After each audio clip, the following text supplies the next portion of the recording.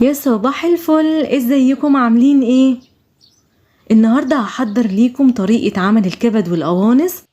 هحضرها لكم بطريقة بسيطة وسريعة. لو اول مرة تشوفوني، انا اسمي شيماء عبد العظيم. اتمنى ان الفيديو ينال اعجابكم وتعملوا له لايك وشير وسبسكرايب في القناة وتفعلوا الجرس على الكل علشان يوصلكم مني كل جديد. شايفين معانا شكلها حلو قد ايه؟ ويلا بقى بينا علشان نشوف حضرناها ازاي. هنزل هنا معايا بمعلقة كبيرة من الزيت ومعلقة كبيرة من السمنة، وانا هنا معايا نص كيلو من الكبد والقوانص. معايا القوانص اكتر من الكبدة.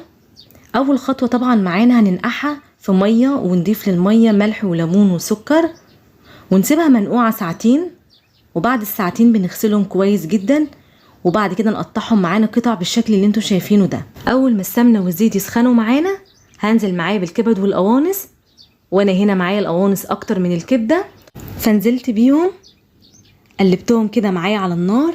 طبعا واحنا عارفين ان القوانص بتاخد سوا شويه، هبتدي ان انا اقلبها كده على النار لمده 10 دقايق، وبعد كده بقى هضيف بقى معايا البصل. انا هنا معايا بصلايه وسط مقطعاها جوانح نزلت بيها، والتوابل معايا هنا عباره عن معلقه صغيره من الفلفل الاسمر والكزبره والملح ورشه بسيطه من الحبهان المطحون، وبس كده.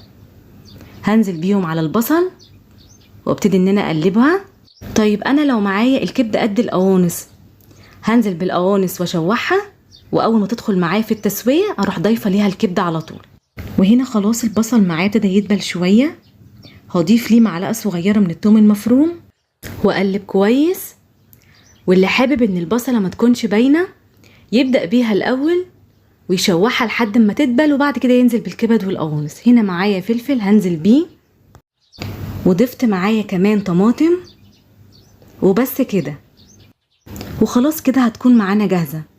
لا احتاجنا ان احنا نسلق القوانص، احنا عملناها على طول وشوحناها على النار ومفيش 10 دقايق واستوت معانا على طول. خلاص هنا بقت جاهزة معانا وجي وقت التقديم. ايه رأيكم بقى في الجمال ده؟ ممكن تقدميها مع المكرونة او مع البطاطس المحمرة او تعمليها سندوتشات للاولاد زي ما تحبي. حضرناها مع بعض في 10 دقايق، وعايزه اقول لكم ان طعمها جميل جدا. ايه رايكم بقى في الجمال ده؟